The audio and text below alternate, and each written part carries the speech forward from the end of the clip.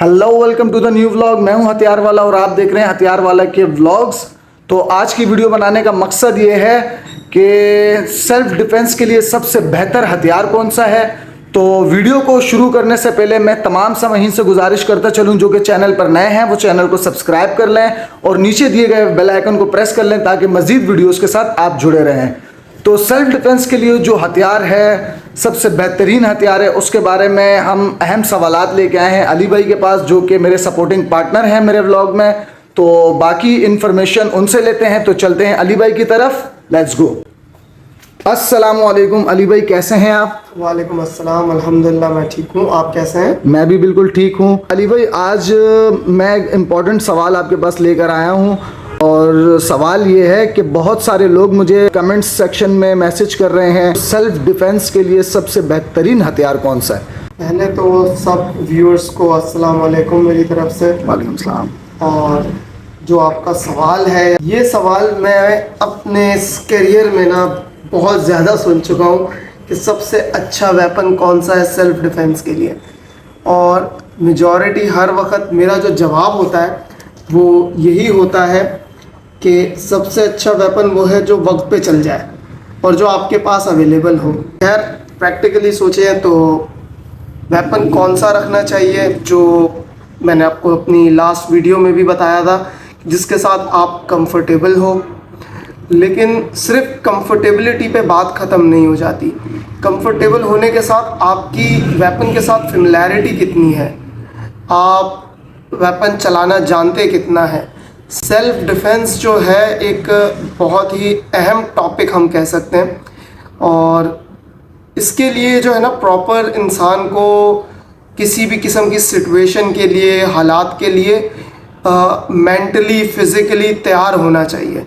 सिर्फ वेपन रख लेने से या क्या कहेंगे हम कि ऐसे ही एक आध दफ़ा हवा में गोलियां चला लेने से जो है सेल्फ डिफेंस की ट्रेनिंग नहीं आ जाती। तो सेल्फ डिफेंस के लिए आपको प्रॉपर गन को होल्ड करना, ग्रिप करना, गन को एम करना आना चाहिए। तो ये चीज़ें ज़रूरी है। और सेल्फ डिफेंस के हवाले से कौन सा वेपन बेस्ट है, तो बेस्ट तो मैं यही कहूँगा कि आजकल जो बजट फ्रेंडली और इजीली अवेलेबल मार्केट में जो इजीली अवेलेबल हैं वो टर्किश एंड रशियन वेपन्स हैं, जो कि इजीली अवेलेबल भी हैं और बजट फ्रेंडली भी हैं। टर्किश की बात करें तो फ्रॉम लाख से लेके 2-2.25 लाख के बीच में बहुत सारी वैरायटी मिल जाती है। रशियन की बात करें तो थोड़ा सा 19-20 ऊपर कर लें आप इसको, 2.5 लाख तक चले जाते हैं, 270-75 तक चले जाते हैं। तो ये वेपन्स जो है बजट फ्रेंडली भी हैं, रिलायबल भी हैं, लॉन्ग लास्टिंग है एंड बहुत अच्छे वेपन्स हैं। अली भाई, सेल्फ डिफेंस के लिए कौन से ममालिक के वेपन्स की अगर बात करें तो कौन से ममालिक के वेपन सेल्फ डिफेंस के लिए ज़्यादा अच्छे हैं? बजट की बात नहीं कर रहे, कंफर्ट जोन के लिए सबसे बेहतरीन हथियार कौन सा है? अच्छा, ये हर बंदा अपने हिसाब से इस चीज़ को डिसाइड करता है। बहुत अच्छा सवाल है। हम इसको कैसे डिफाइन कर सकते हैं कि एक बिल्कुल माइक्रो पिस्टल है, ठीक है। ठीक है। अब वो एक अगर एवरेज हाइट का बंदा है तो उसके हवाले से तो वो सही है। लेकिन अगर एक बंदा है जिसकी हाइट आप कह लें कि 6-6.5 फीट की है और उसके हाथ बड़े हैं, ठीक है, ऑब्वियसली बात है, जब हाइट बड़ी होगी, फिजिक है, अच्छी है, तो उसके हवाले से तो फिर वो बड़ा वेपन भी कैरी कर सकता है।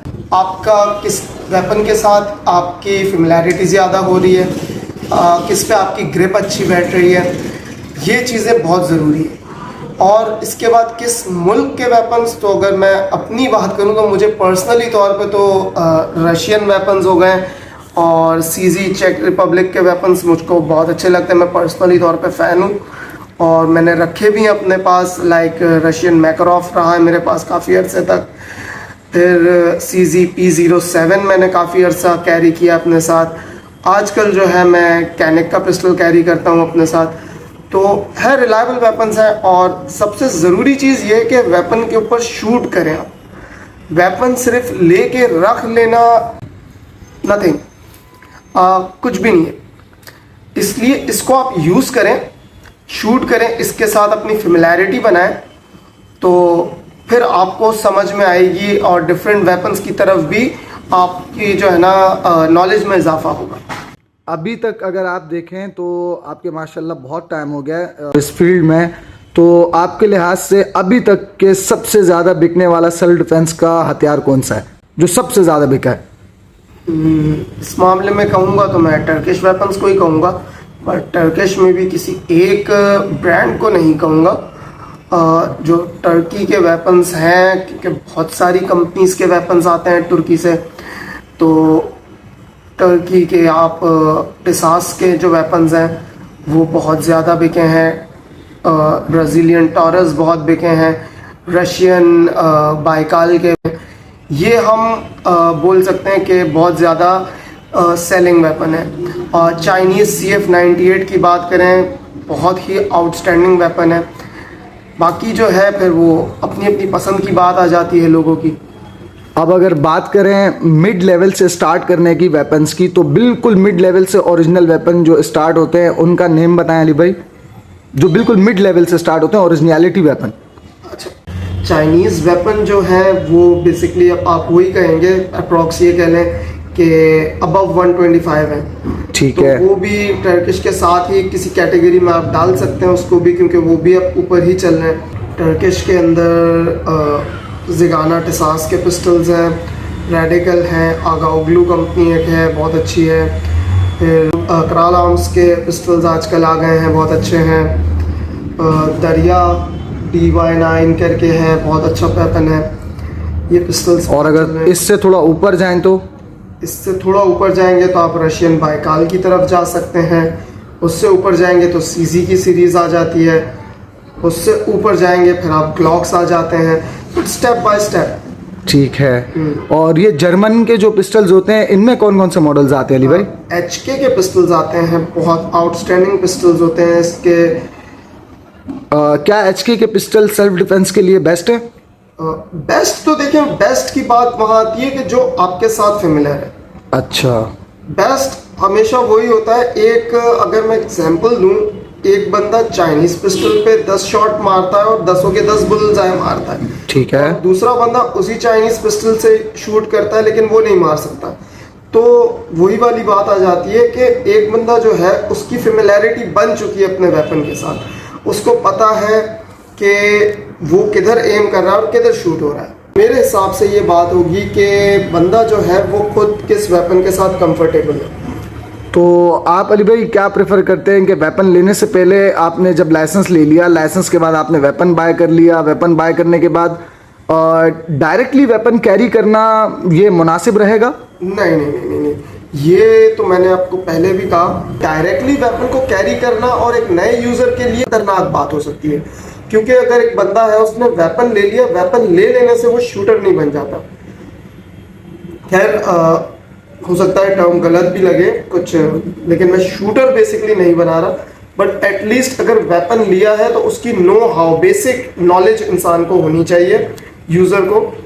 तो उसके लिए जो है आप शूटिंग रेंज पर जाएं। कराची में माशाल्लाह काफ़ी सारी शूटिंग रेंज हैं, कंट्री क्लब है, रेंजर्स की रेंज है, कारसार्स पे नेवी की रेंज है।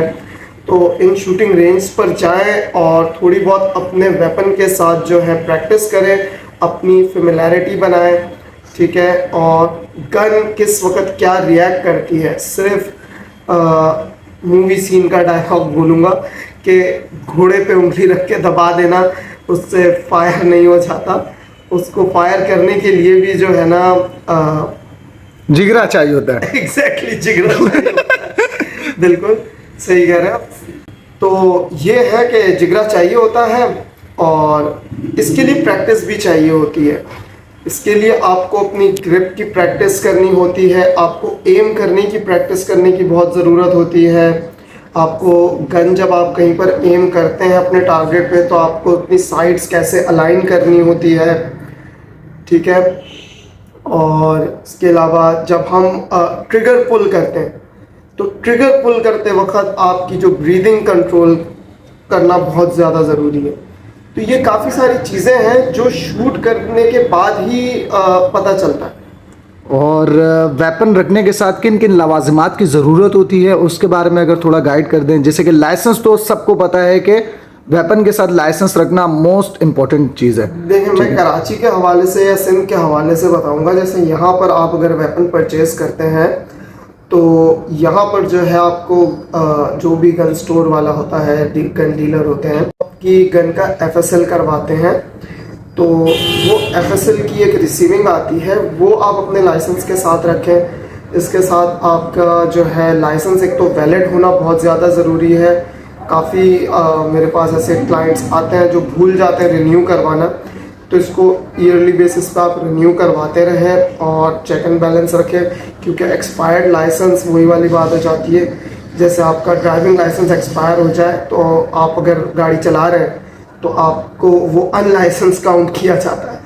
इसी तरीके से फायर आर्म्स के हवाले से भी अगर लाइसेंस एक्सपायर हो जाए तो उसको रिन्यू करवाएं टाइम पे।